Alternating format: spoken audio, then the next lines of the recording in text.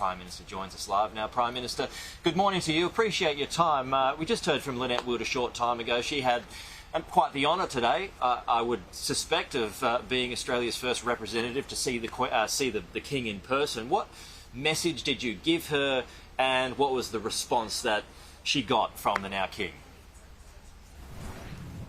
Well, the message from the Acting High Commissioner to King Charles was a message of condolence at the loss of Queen Elizabeth, not just as Australia's sovereign for 70 years, but also, of course, for King Charles. We must remember that this is now our head of state, but someone who has lost his beloved mother.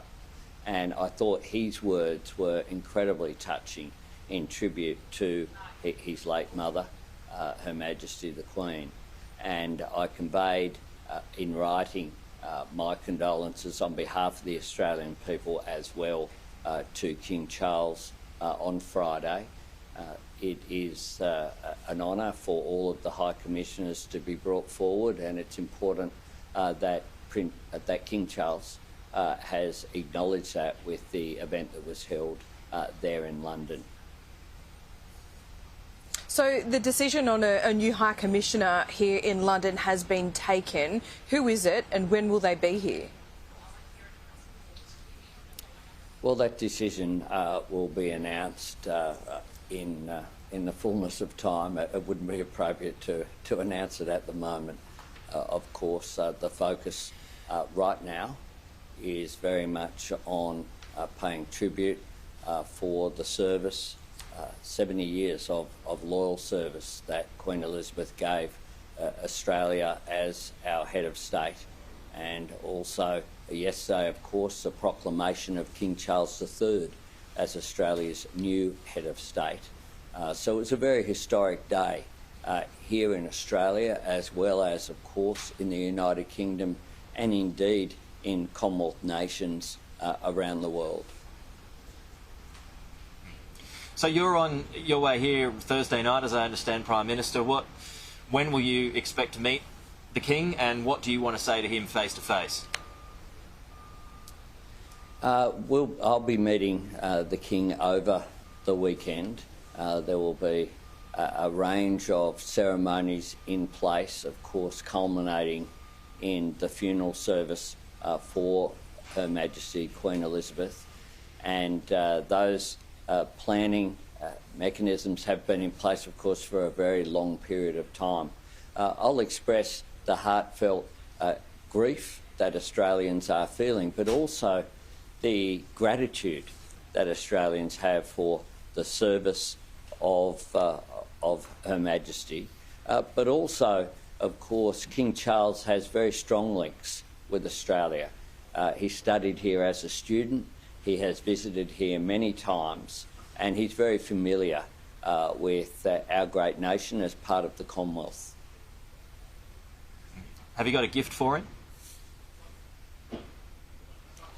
It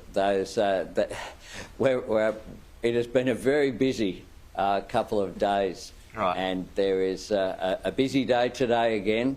We'll be having all the appropriate mechanisms put in place. We're working very hard with the not a six-pack of Hawkeys, Cabinet and Foreign Affairs and Trade.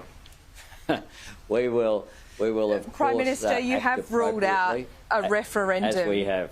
Right. Yeah, you have ruled out a referendum in your first term, but you haven't ruled out a referendum on a republic in your second.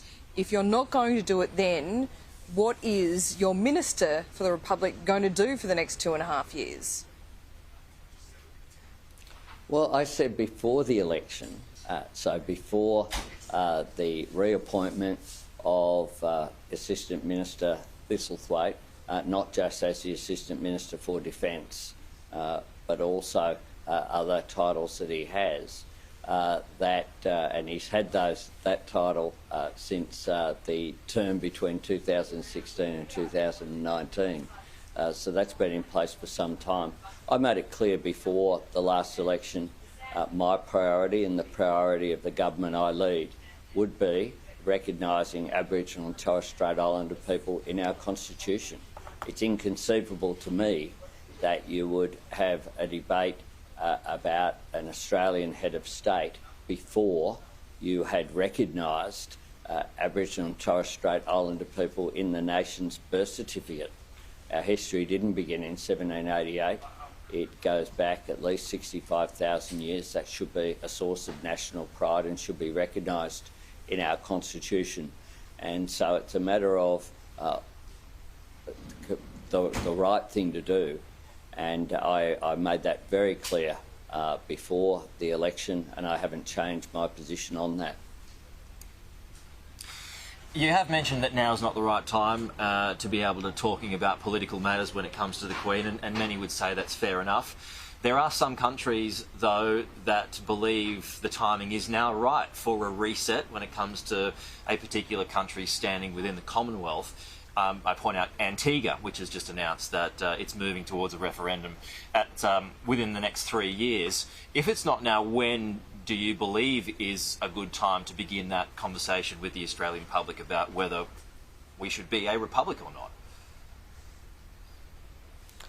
Well, that debate, of course, has taken place over a long period of time. The Prime Minister doesn't stop people considering such matters, and my position on that hasn't changed. It's been my position for a long period of time, and it's the position of the Australian Labor Party. But now is not the time to engage in that debate. The Queen's funeral is being held next Monday. It is a time to give thanks to the Queen's service, and I think that is well above people's views about our constitution and our system of government. The Queen was widely respected, regardless of what personal views people might have about our constitutional arrangements. This was a life of service. It was an extraordinary, well-lived life. She was someone who had great character and humour. She was someone who was much loved here in Australia. Australians are expressing their grief, but they're also expressing their gratitude. And that needs to be the focus which we have right now. And there's an opportunity as well now on September the 22nd in the National Day of Mourning for events to be held in local communities right around the country to say thanks and to acknowledge the contribution that Queen Elizabeth has made to our modern nation of Australia. Prime Minister, on that point, do you think Australians are more monarchists or Elizabethans? Do you concede that her death does change things for us? Of course, her death is an enormous change. Queen Elizabeth is the only monarch that I've known in my life and that most Australians have known in their lives. So for our entire lives, for most Australians, they've only known one Australian head of state. So this is a momentous occasion. It's historic. The last time that we had a change in our head of state, Robert Menzies was the Prime Minister. Sir Paul Hasluck was the Governor-General, I think, from memory. But it was a substantial period ago, way back in 1952. And so this is an important occasion, which is why the National Memorial Day is being held, and why it's appropriate that all premiers and chief ministers have agreed, as well as the Leader of the Opposition has supported as well, it being a National Day of Mourning and it being a national public holiday as a one-off. Okay. Prime Minister Anthony Albanese, appreciate your time this morning. Thank you so much for joining us, and we'll see you when you get to London.